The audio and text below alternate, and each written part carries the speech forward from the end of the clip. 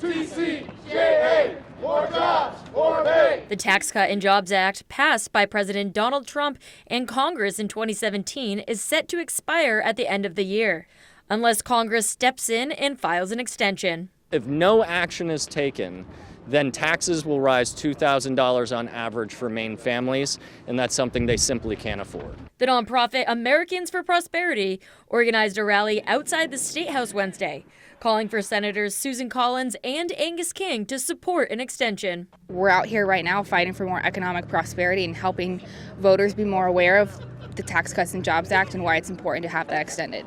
Organizers say one of the biggest impacts the act had was reducing the individual federal tax bracket. The people that benefited the most from the Tax Cuts and Jobs Act of 2017 were the middle bracket and lower bracket of folks. Conley says if the tax expires, it would amount to the largest tax increase in American history. Coupled with inflation, he says it could have a devastating impact on working class Mainers. $2,000 for the top bracket is a little different than the bottom bracket. In addition to rallies, the group has been going door to door talking to Mainers. Grace Latt says one of the most powerful stories that she's heard was from a recent widower. He also faced the $1,000 increase in property taxes last year.